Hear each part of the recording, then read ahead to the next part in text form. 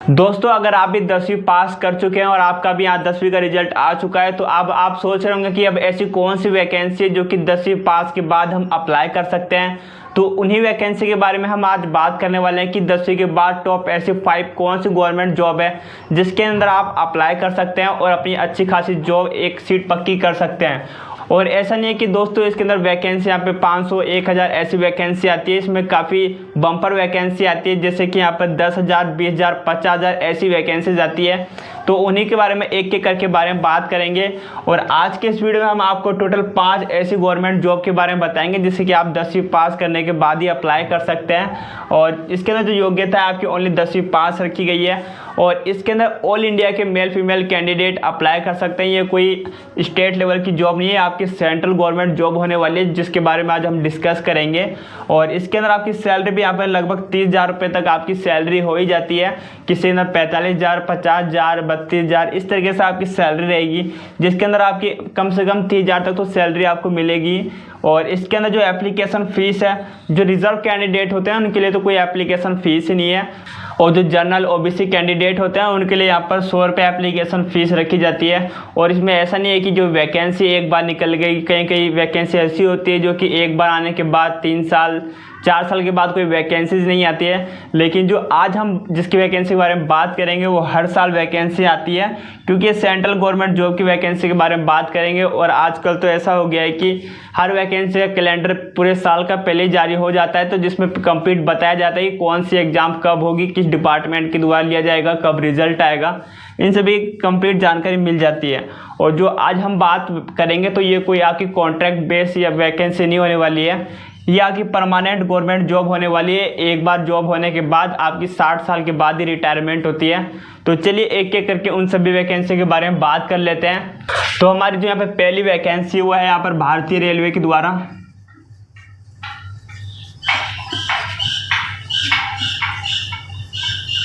भारतीय रेलवे के द्वारा वैकेंसी निकाली जाती है।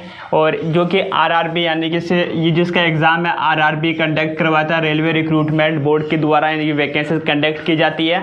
और इसके अंदर यहाँ पे ग्रुप डी की पोस्ट पे यहाँ पे वैकेंसी निकाली जाती है, जो कि इसके अंदर योग्यता रहती है। तो इसके अंदर योग्यता सभी 10th पास कैंडिडेट अप्लाई कर पाते हैं। और कई कई ऐसी वैकेंसीज भी होती है जो कि यहाँ पर आपसे आईटीआई साथ में आईटीआई भी मांगा जाता है। और भी इसमें कई सारी वैकेंसीज आती है, जैसे कि आरपीएफ हो गया। तो दोस्तों जो आरपीएफ है वो तो और ग्रेजुएशन लेवल वाले के लिए होती है, लेकिन कुछ कंडीशन में जो आरपीएफ है इसके अंदर जो आपका कुछ टेक्निकल पोस्ट होता है जिसके अंदर आपके आईटीआई के थ्रू भी आरपीएफ वाले को यहाँ पर सिलेक्शन किया जाता है। और इसके अंदर जो आपकी एप्लीकेशन फ़ीस है जो आप अप्लाई करेंगे तो इसके अंदर जो आपकी एप्लीकेशन फ़ीस है 2 तरह की रहती है। जैसे कि यहाँ पर अगर आप जनरल या फिर ओबीसी कैंडिडेट हैं तो यहाँ पर आपकी फ़ीस यहाँ पे 500 रुपये लगती है। और यहाँ पर SC ST की बात करते हैं और फीमेल की बात करें तो यहाँ पर आपकी ओनली यहाँ पर 250 रुपये एप्लीकेशन फ़ीस लगती है। और इसके अंदर आपकी फ़ीस रिफ़ंड भी होती है जब आप इसका एग्ज़ाम दे देते हैं, चाहे आप एग्ज़ाम में पास हो या नहीं, बस खाली आप एग्ज़ाम में आप उपस्थित हो जाते हैं तो यहाँ पर आपकी रिफ़ंड भी फ़ीस आती है। जो जनरल ओबीसी के यहाँ पर 400 रुपये एप्लीकेशन दोबारा रिफ़ंड हो जाती है। और जो यहाँ पर SC ST और फीमेल कैंडिडेट है तो यहाँ पर इनकी पूरी फ़ीस आती है। तो इनके लिए तो काफ़ी अच्छा मौका है, एक तरीके से इनकी तो कोई फ़ीस नहीं लगेगी, तो इस तरीके से अप्लाई कर सकते हैं। और दोस्तों अभी हाल फिलहाल में एक और ग्रुप डी की वैकेंसी आई थी और ये वैकेंसी हर साल आती है। और दोस्तों जब इसके अंदर यहाँ पे सीट आती है तो यहाँ पे छोटी मोटी सीट नहीं आती, यहाँ पे कम से कम 20 से लेकर आपकी 40,000 तक यहाँ पे पोस्ट एक साथ यहाँ पे आपको देखने को मिलती है। और जो इसके अंदर आपका सैलरी रहता है तो इसके अंदर जो आपकी सेंट्रल लेवल की गवर्नमेंट जॉब होती है तो इसके अंदर आपको सैलरी भी अच्छी खासी देखने को मिलती है, जो कि आपके यहाँ पे 40,000 से स्टार्टिंग सैलरी रहती है। 40,000 से लेकर 80,000 रुपये तक आपके यहाँ पे सैलरी रहती है। और दोस्तों ये सेंट्रल गवर्नमेंट जॉब है तो यहाँ पर आपको और भी कई सारे बेनिफिट्स मिलते हैं और कई सारे अलाउंस मिलते हैं, house rent allowance, dear allowance, काफ़ी सारे अलाउंस को मिलाकर आपकी सैलरी अच्छी खासी हो जाती है। तो अब चलते हैं हमारी दूसरी वैकेंसी की तरफ। दोस्तों अब बात करते हैं हमारे यहाँ पर दूसरी वैकेंसी के बारे में, जो कि SSC के द्वारा वैकेंसी निकाला जाता है। और दोस्तों इसका फुल फॉर्म होता है स्टाफ सिलेक्शन कमीशन। इसके अंदर जो आपकी वैकेंसी है एमटीएस के पोस्ट पे वैकेंसी निकलती है। एमटीएस का मतलब होता है मल्टीटास्किंग स्टाफ। इसके अंदर आपको कई सारे काम होते हैं, जैसे कि ऑफिस को खोलना, ऑफिस को बंद करना, और भी कई छोटे मोटे काम होते हैं, जैसे फाइलों को पकड़ाना। तो इसमें कई सारे काम आ जाते हैं, तो इसलिए इसे यहाँ पर मल्टीटास्किंग के नाम से जाना जाता है।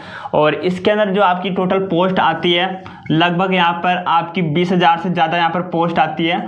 और दोस्तों एसएससी का यहाँ पर एग्ज़ाम का कैलेंडर भी जारी हो चुका है, और जो भी इसकी पोस्ट आएगी तो यहाँ पर इसके अंदर 20,000 की पोस्ट यहाँ पर जारी भी हो चुके हैं। और फिलहाल में और दोस्तों जो आपकी जॉब होती है वो यानी कि सेंट्रल गवर्नमेंट की जॉब होती है, और इसके अंदर आपकी जो एज है वो यहाँ पर 18 से लेकर 25 के बीच में आपकी यहाँ पर एज रहती है। और इसके अलावा जो रिजर्व कैंडिडेट है तो उनको एज में रिलैक्सेशन भी मिलने वाला होता है, जैसे कि यहाँ पर ओबीसी के लिए यहाँ पर 3 साल का एक्स्ट्रा रिलैक्सेशन मिलता है, जैसे कि यहाँ पर इनके लिए 28। और जो एससी और एसटी कैंडिडेट होते हैं तो इनको यहाँ पर 5 साल का एज में रिलैक्सेशन मिलता है। तो यहाँ पर जो इनकी एज मैक्सिमम यहाँ पे 30 साल के हो जाते हैं तो भी आप अप्लाई कर सकते हैं। और इसके अंदर आपकी योग्यता जो मांगी जाती है वो ओनली 10th पास कैंडिडेट अप्लाई कर सकते हैं। और 10th के अब यहाँ पे खाली एग्ज़ाम देने के बाद और कुछ नहीं मांगा जाता, ना तो कोई कंप्यूटर का टेस्ट होता है, ना कोई इंटरव्यू होता है। आपको यहाँ पर खाली यहाँ पे 10वीं पास है, एक सिंगल रिटन एग्जाम होगा, उसके बाद डॉक्यूमेंट वेरिफिकेशन, फिर इस तरीके से आपका यहाँ पर सिलेक्शन प्रोसेस रहता है।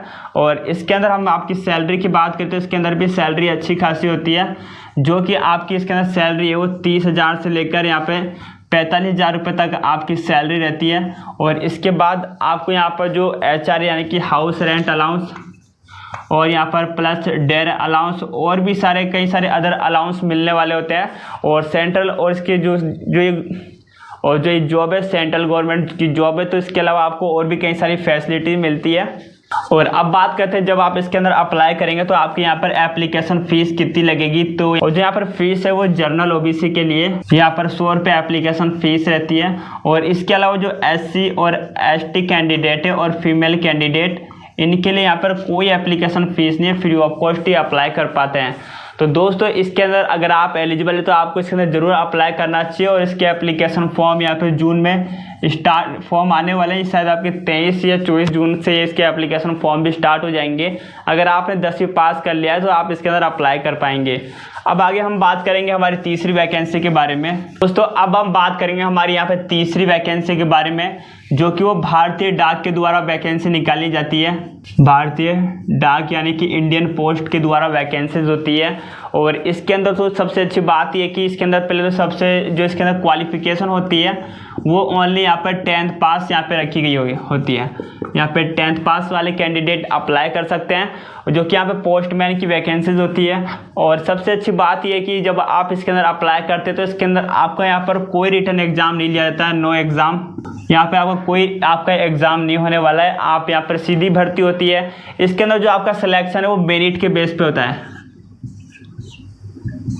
जो आपका यहाँ पे सिलेक्शन है वो 10th का मार्क्स होता है, 10th के मेरिट के बेस पे आपका यहाँ पे सिलेक्शन किया जाता है। और जो यहाँ पर आपकी सैलरी होती है, यहाँ पर आपकी सैलरी 40,000 रुपये तक आपकी यहाँ पर सैलरी आपको देखने को मिलती है, 40,000। और इसके अंदर जो आपकी एज लिमिट रखी गई है, यहाँ पर आपकी जो एज है वो 18 से लेकर अगर आपके यहाँ पर 40 की तक एज है, 18 से 40 के बीच में जो एज है तो आप इसके अंदर अप्लाई कर सकते हैं। और इसके अलावा यहाँ पर और इसके अलावा जो रिजर्व कैंडिडेट है उनको यहाँ पर रिलैक्सेशन भी दिया गया है, जैसे कि ओबीसी वाले को यहाँ पर एक्स्ट्रा 3 साल का एज में रिलैक्सेशन मिलता है। और एससी और एसटी कैंडिडेट को यहाँ पर 5 साल का एक्स्ट्रा रिलैक्सेशन मिलने वाला होता है। और इसके एप्लीकेशन फ़ीस के बारे में बात करें तो इसके अंदर भी ज़्यादा एप्लीकेशन फ़ीस नहीं लगती है, जितों कि हमने जो अभी आपको एप्लीकेशन फ़ीस बताया, जैसे कि जर्नल और ओबीसी वाले की जो एप्लीकेशन फ़ीस थी 100 रुपये लगती है। और इसके अलावा जो फीमेल और एससी और एसटी कैंडिडेट है, जो रिजर्व कैंडिडेट है, तो इनकी कोई एप्लीकेशन फ़ीस नहीं लगती है, free of cost he apply कर सकते हैं। और दोस्तों इसके फॉर्म है जो कि साल में एक बार जरूर निकलता है, और कई बार तो इसके बाद 2 फॉर्म भी निकलता है। जिसके एप्लीकेशन फॉर्म है वो आपके फरवरी से लेकर मार्च के बीच में फॉर्म हर साल निकलता है। और जैसे कभी कभी रिक्वायरमेंट हो जाती है तो इसके फॉर्म एक दोबारा भी निकाला जाता है, जो कि अक्टूबर सितंबर में निकाला जाता है। तो आपको जरूर इसके अंदर फॉर्म फिलअप करना चाहिए, क्योंकि आजकल तो जो आपके 10th पास जितने भी कैंडिडेट आ रहे हैं तो उनकी यहाँ पर परसेंटेज भी काफ़ी हाई जाती है, तो वो इसके अंदर जरूर अप्लाई कर सकते हैं, जिसके अंदर आपको कोई एग्जाम नहीं देना होगा, आपका बिना एग्जाम दिए यहाँ पे सिलेक्शन हो जाता है। दोस्तों अब बात करते हैं हमारे यहाँ पर चौथी वैकेंसी के बारे में। तो दोस्तों जो वैकेंसी ये भी एसएससी के द्वारा वैकेंसी निकाली जाती है। तो पहले भी हमने आपको बताया जो कि एमटीएस वैकेंसी थी, लेकिन जो अब ये वैकेंसी है वो जीडी यानी कि जनरल ड्यूटी वैकेंसीज होती है, और इसके अंदर कई सारी पोस्ट रहती है जैसे कि CISF और ITBP, और यहाँ पर होता है BSF और CRPF। ये कई सारी वैकेंसी इसके अंदर ही आती है। आप जब इसमें अप्लाई कर सकते हैं तो आपसे एक प्रेफरेंस मांगा जाता है कि आप किसके अंदर अप्लाई करना चाहते हैं, जिसे भी आप एक नंबर पर रखते हैं। अगर उसके अंदर आपका उसके अंदर हो जाता है, अगर मान लो बाई चांस उसके अंदर सीट नहीं होती है, तो जो आपने सेकंड नंबर पे प्रेफरेंस दिया होता है तो उसके अंदर आपकी जॉब लग जाती है। तो ज़्यादातर चांस होता है कि जो आपने प्रेफरेंस एक दिया होगा उसी के अंदर आपकी जॉब लगती है। तो दोस्तों और जिसके अंदर योग्यता रहती है तो इसके अंदर भी आपकी योग्यता ओनली 10th पास ही मांगी जाती है। अगर आप 10वीं पास है तो आप एसएससी जीडी के अंदर भी अप्लाई कर सकते हैं, और इसके अंदर भी जो आपकी एप्लीकेशन फ़ीस रहती है वो भी यहाँ पर जर्नल और ओबीसी के लिए यहाँ पे 100 रुपये एप्लीकेशन फ़ीस रहती है, और इसके अलावा जो एससी और एसटी कैंडिडेट होते हैं इनके लिए कोई एप्लीकेशन फ़ीस नहीं है, और फीमेल के लिए भी कोई एप्लीकेशन फ़ीस नहीं है, free of cost he apply कर सकते हैं। और इसके अंदर जो आपकी यहाँ पर सैलरी रहती है, जो आपके यहाँ पर जो 50,000 से लेकर आपकी 60,000 रुपये तक आपकी पर मंथ सैलरी होती है। इसके अलावा आपको house rent allowance, dear allowance, कई सारे आपको यहाँ पर भत्ता देखने को मिलता है, और इसके अलावा आपको फैसिलिटी तो मिलती है जो कि काफ़ी अच्छी तो कुल मिलाकर ये काफ़ी अच्छी प्रोफाइल की जॉब है। आप इसके अंदर अप्लाई कर सकते हैं। अगर आप भी डिफेंस में जाना आपका सपना है तो आप इसके थ्रू इसके अंदर डिफेंस के अंदर जा सकते हैं। दोस्तों तो अभी तक आपने 4 वैकेंसी देखा, अब हम बात करते हैं हमारे यहाँ 5वीं वैकेंसी के बारे में, जो कि स्टेट पुलिस के द्वारा वैकेंसी निकाली जाती है। तो दोस्तों दोस्तों जो ये वैकेंसी आपकी सेंट्रल गवर्नमेंट जॉब नहीं है, ये स्टेट के द्वारा वैकेंसी निकाली जाती है, जो कि पुलिस कांस्टेबल और भी कई सारी वैकेंसीज निकाली जाती है। लेकिन आज हम बात करेंगे ओनली यहाँ पे 10th पास कैंडिडेट के लिए।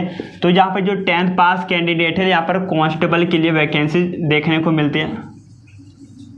तो आपको पता हो कि अभी करंट में कई सारी वैकेंसीज चल रही है, जैसे कि यहाँ पर राजस्थान में भी वैकेंसी आई है, यहाँ पे 10,000 वैकेंसी है, और जो बिहार में यहाँ पे वैकेंसी कम से कम 19,000 पदों पर वैकेंसी आई है, और भी झारखंड और भी कई सारी वैकेंसीज करंट में चल रही है। आप उसके अंदर फॉर्म फिलअप कर सकते हैं। इसके अंदर जो आपकी एज रहती है यहाँ पर जो आपकी 18 से लेकर 25 के बीच में यहाँ पर एज रहती है, और इसके अलावा जनरल कैटेगरी को यहाँ पर 3 साल का एक्स्ट्रा रिलैक्सेशन मिलता है, और इसके अलावा एससी और एसटी कैंडिडेट को यहाँ पर 5 साल का एज में और रिलैक्सेशन मिलता है। और इसमें ऐसा नहीं है कि जो राजस्थान की वैकेंसी है तो उसमें राजस्थान वाले ही अप्लाई कर पाएंगे, बिहार की वैकेंसी तो बिहार वाले अप्लाई कर पाएंगे।